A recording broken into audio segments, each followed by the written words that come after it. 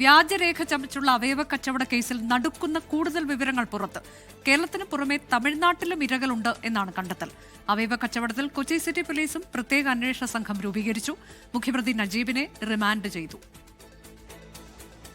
അവയവ കച്ചവടത്തിനായി വ്യാജരേഖ ചമച്ച കേസിന്റെ അന്വേഷണം തമിഴ്നാട്ടിലേക്ക് നീളും.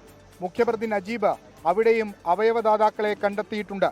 എന്നാൽ വിദേശത്തേക്ക് ആരെയും കൊണ്ടുപോയില്ലെന്നാണ് മൊഴിയിൽ വൈരുദ്ധ്യമുണ്ടെന്ന് പോലീസ്. കരൾ, വൃക്ക എന്നിവയുടെ കച്ചവടമാണ് പ്രധാനം. 6 കരൾ മാറ്റിവെക്കൽ ശസ്ത്രക്രിയയുടെ രേഖകൾ കിട്ടിയിട്ടുണ്ട്. വൃക്ക ശസ്ത്രക്രിയകളുടെ കൂടുതൽ രേഖകൾ ശേഖരിച്ചു വരികയാണ്.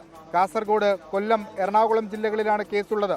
സംസ്ഥാനതല അന്വേഷണമുണ്ടാകും. ജില്ലാ കേന്ദ്രീകരിച്ച് സ്പെഷ്യൽ ടീമുകൾ ഓൾറെഡി ഉണ്ട്. ഇപ്പോൾ സ്റ്റേറ്റ് വൈഡ് ഒരുമിച്ച് കോർഡിനേഷനായിട്ട് മുൻപോട്ട് കൊണ്ടുപോകാൻ പറ്റും. അതിനെങ്കിൽ ഇതൊരു വലിയ രീതിയിലുള്ള നെറ്റ്വർക്കാണ്. അതിനെങ്കിൽ വിക്ടിമുകളെ കണ്ടെത്തുക, അതുപോലെ ആവശ്യമുള്ള ആൾക്കാരെ കണ്ടെത്തുക, അങ്ങനെ ആ രീതിയിലുള്ള ടീം. നജീബിന് ക്രിമിനൽ പശ്ചാത്തലമുണ്ട്.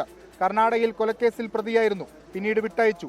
മോഷണക്കേസിലും ഉൾപ്പെട്ടു. ഡൽഹിക്ക് പോകും മുൻപ് ഫോൺ നശിപ്പിച്ചു. പിടിയിലാകുമ്പോൾ സ്ത്രീയുടെ പേരിലുള്ള സിം കാർഡായിരുന്നു കൈവശമുണ്ടായിരുന്നത്. നജീബിന്റെ ഇടപാടുകളുടെ ഡയറിയും പിടിച്ചെടുത്തു. കോടികളുടെ കൈമാറ്റം നടന്നെന്നാണ് പ്രാഥമിക നിഗമനം. വ്യാജരേഖ നിർമ്മിക്കാനുള്ള ആളുകളുടെ വിവരങ്ങൾ കൈമാറിയതും നജീബാണ്.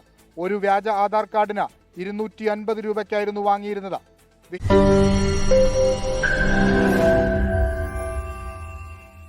ലോകത്തെവിടെയായാലും ഏത് സമയത്തും 24 വാർത്തകളും ഓഗ്മെന്റഡ് റിയാലിറ്റി പാക്കേജുകളും എക്സ്പ്ലെയിനറുകളും വിശദമായി കാണാൻ ഞങ്ങളുടെ യൂട്യൂബ് ചാനൽ നിങ്ങൾക്ക് സബ്സ്ക്രൈബ് ചെയ്യാം.